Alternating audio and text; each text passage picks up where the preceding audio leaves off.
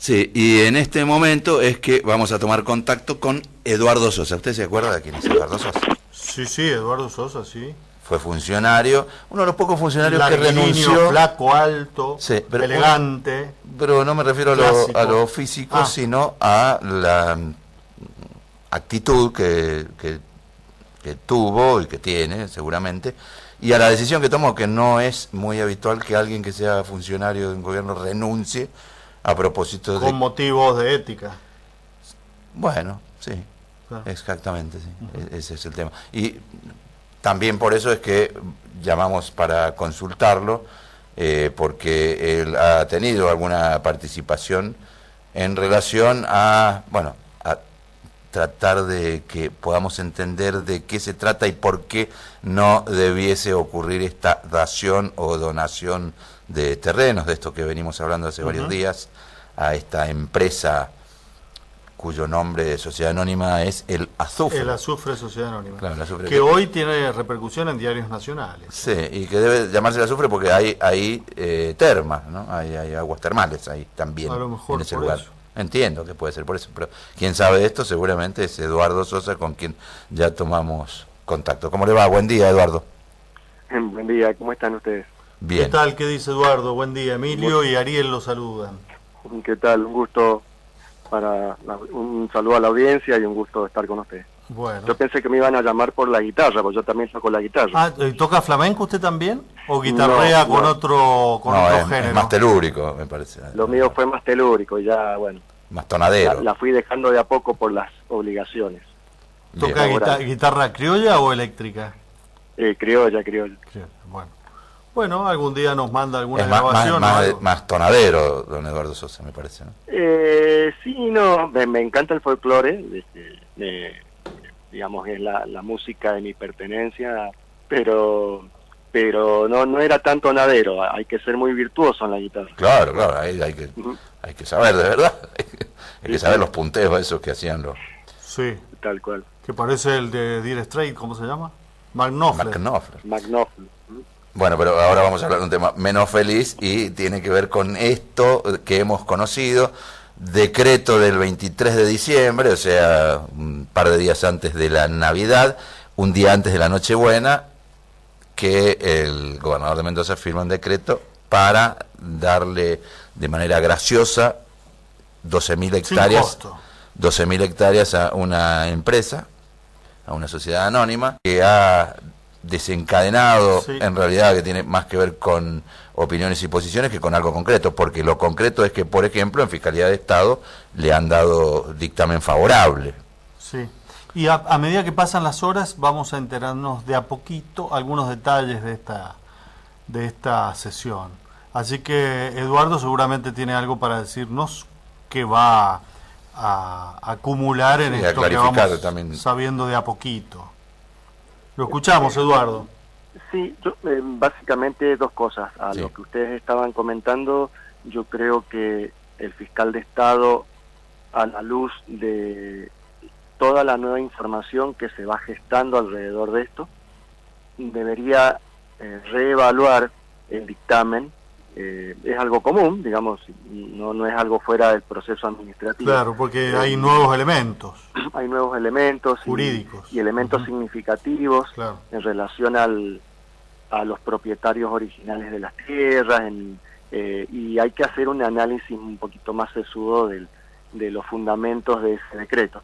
En particular, y este es el segundo tema, yo lo que intenté hacer es un aporte técnico Claro. desde lo medioambiental. Yo he trabajado muchos años con estudios de impacto ambiental y he dictaminado estudios de impacto ambiental, con lo cual este tipo de proyectos en algún momento han pasado por mis manos en los distintos trabajos que he tenido, incluyendo en la Secretaría de Ambiente, donde la jefatura de gabinete recibía prácticamente todos los expedientes de la Secretaría y les daba curso.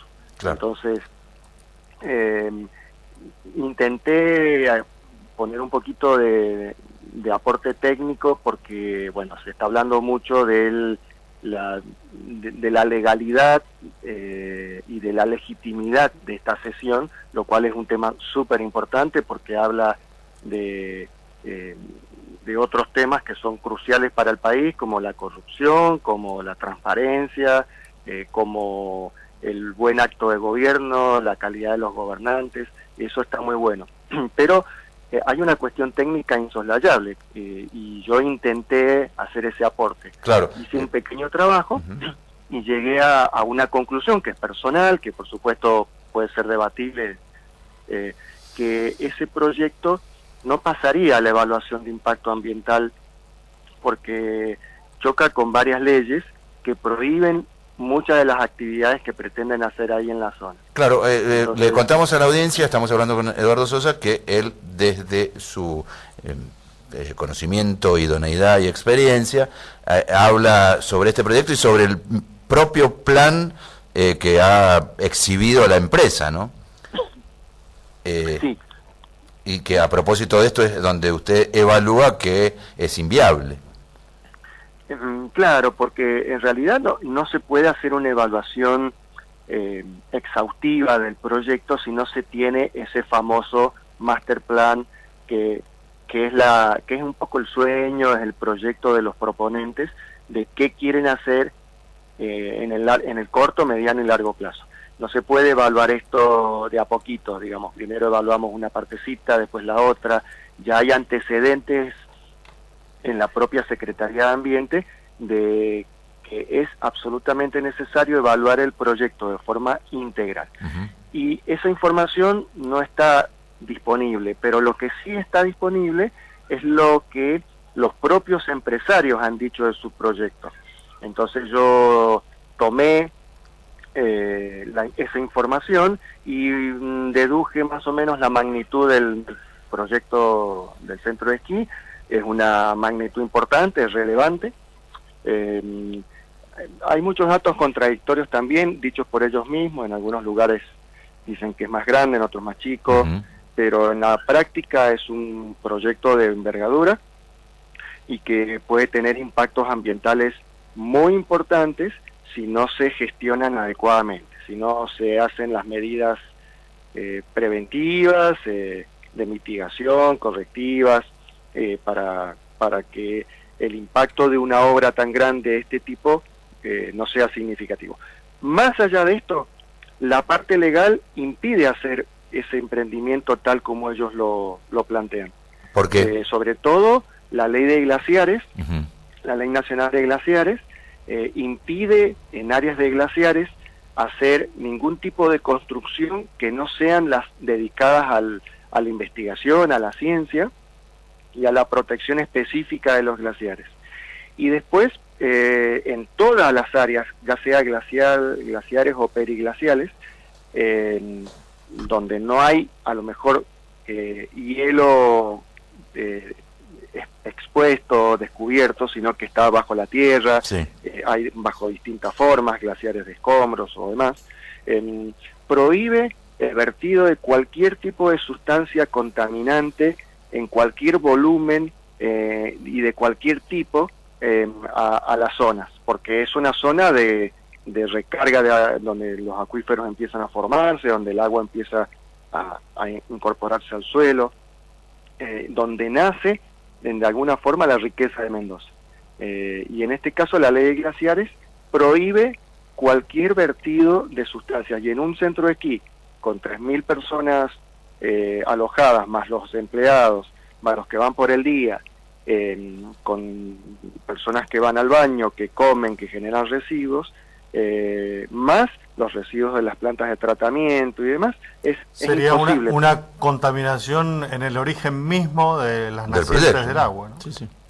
Claro, y sobre todo en una zona que el Río Grande, el Yanigla, hizo el inventario de glaciares, la cuenca del Río Grande, y en todo el Río Grande, que va a parar al Colorado, y ahí hay otro tema importante, en todo el Río Grande identificó 452 glaciares. Bueno, 416 de esos 452 están en esa zona. Ahí.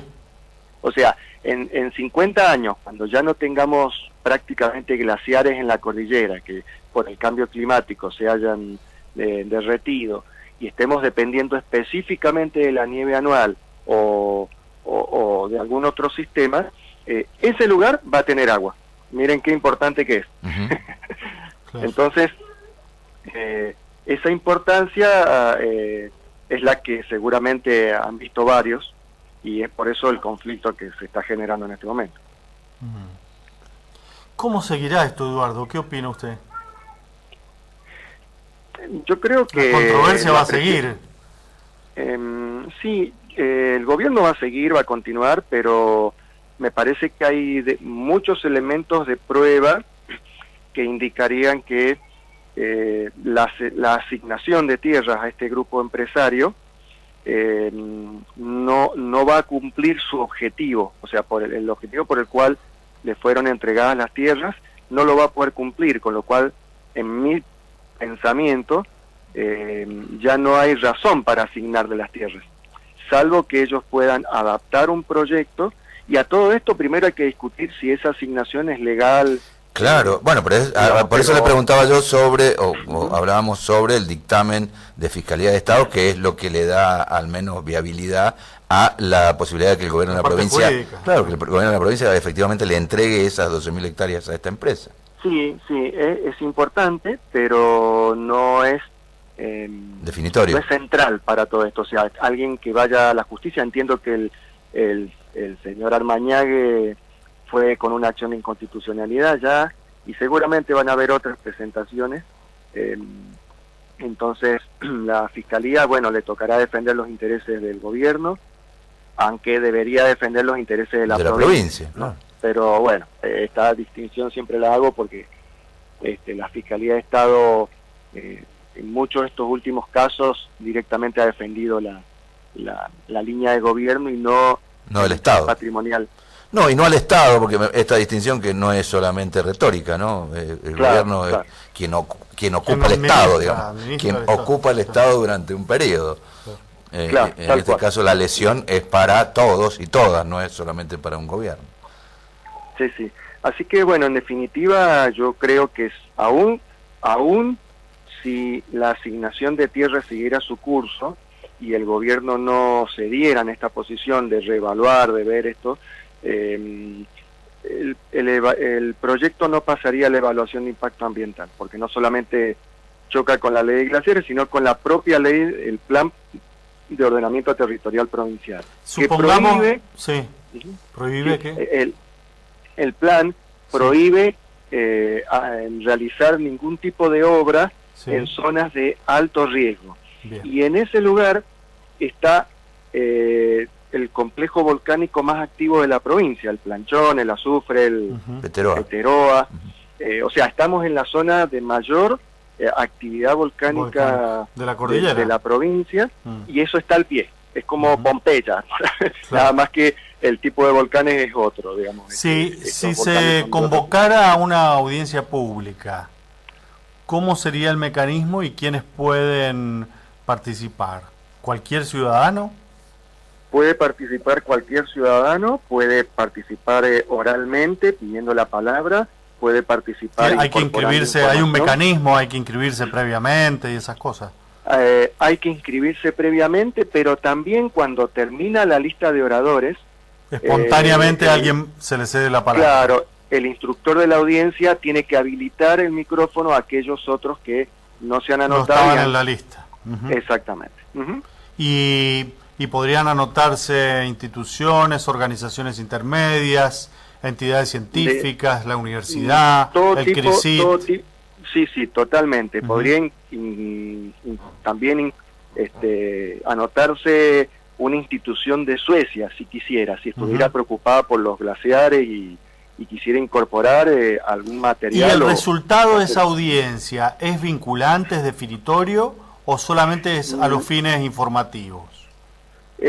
No es vinculante, pero tiene un efecto jurídico bastante poderoso y tiene un efecto político poderoso. Sí, eso sí. Y lo vemos, mediático. por ejemplo, en el proyecto del centro de esquí que se quiso hacer en el Manzano, Sí.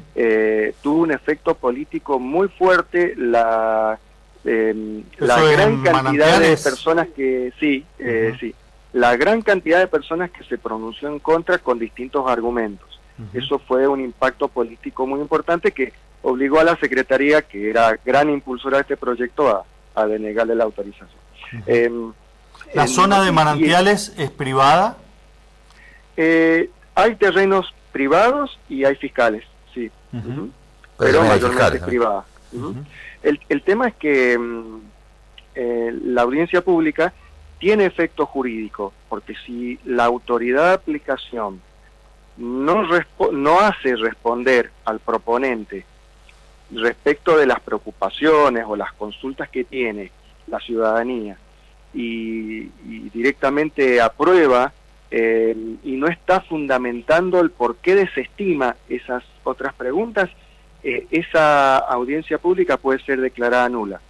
Tiene ese efecto jurídico. No es vinculante, es decir, lo que se diga ahí no va a ser obligatorio. No se convierte en ley, claro. Pero si no, si va a opinar en contrario a la audiencia pública, si no lo fundamenta explícitamente, puede ser anulada. Otra cosa le pregunto, Eduardo, a lo mejor usted sabe o hay algún antecedente, se recuerda.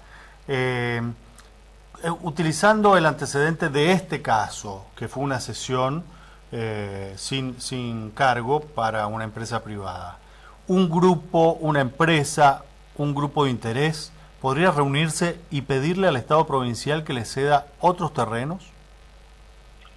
Sí, por supuesto. De hecho, bueno, pasa... la labor de la Secretaría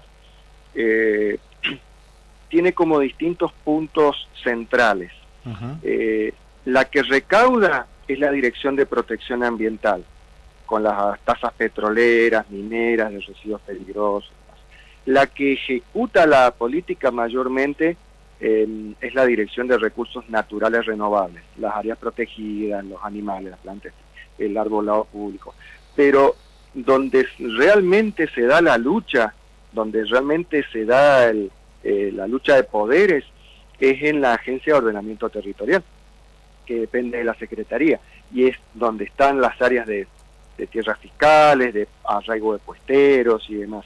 Es ahí donde están los verdaderos intereses, porque ahí es donde está el poder de otorgar la tierra, que ahora la tiene el secretario de Ambiente, porque en realidad desde que se murió Sonia Romero en el 2016, que era la presidente de la agencia, no se volvió a elegir presidente, y eso todo quedó en manos de...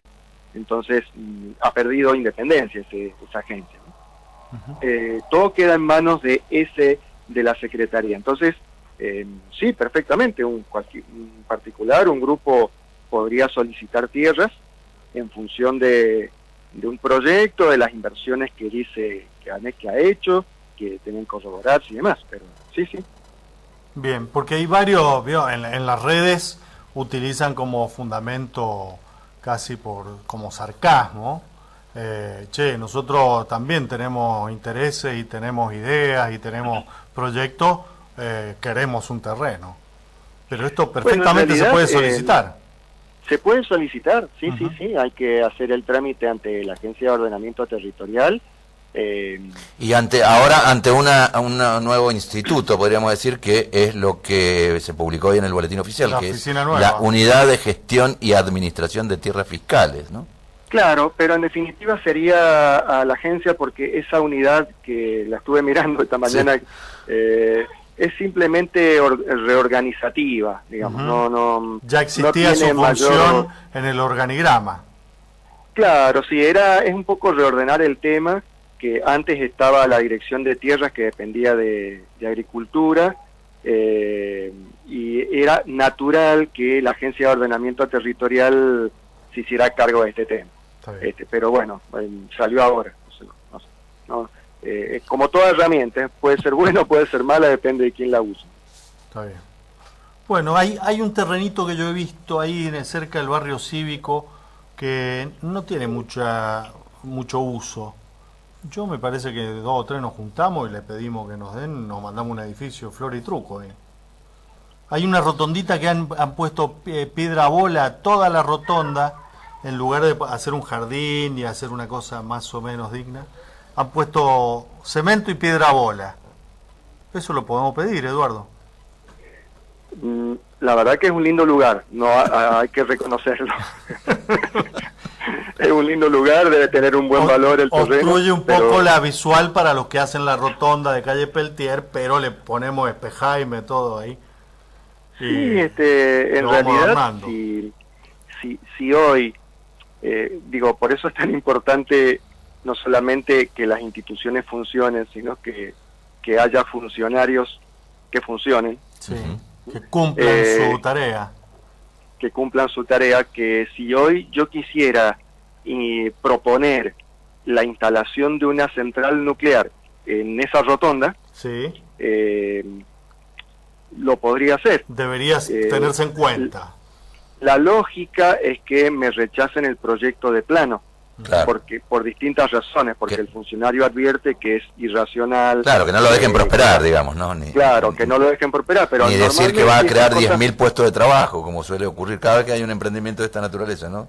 Exactamente, pero este tipo de cosas prosperan y terminan prácticamente a la firma del secretario de Ambiente o del gobernador y demás, y nadie en el camino ha advertido los peligros de tener una central nuclear en la casa de gobierno. Claro, pero y con el otro perjuicio que terminamos pagando todo, porque después eso tiene costos y gastos. Y sí, y además cuando se ha viabilizado un proyecto y empieza a avanzarse y después se lo trunca, obviamente que la empresa tiene derechos, que la empresa tiene derechos a reclamos, claro, a reclamos indemnizatorios, ¿no? Entonces, digo, esa situación se pueden resolver. Y en este caso el proyecto del centro esquí debió haberse resuelto de entrada, porque aparte la ley de ordenamiento territorial pide que antes de cualquier tipo de trámite administrativo de estas características, tienen que presentar la documentación que acredite la realización del proyecto y demás. O sea, ese famoso master plan que dicen que hay, debió haberse presentado al comienzo para justificar la cesión de la tierra y acreditar la inversión y demás, y ahí entonces claro debería empezar el camino, no al revés como ha ocurrido. Igualmente las leyes de colonización no se refieren particularmente a este tipo de cosas, sino a reconocer el espíritu de los colonizadores, claro, de las personas que viven ahí, que se desempeñan. Y esta gente le compró el permiso a otros dos. Permiso que está en discusión, digamos, pero bueno, es otro cantar. Muchas gracias, Eduardo Sosa. No, al contrario, gracias a ustedes. Buen día, Eduardo. Buen día. Muchas gracias.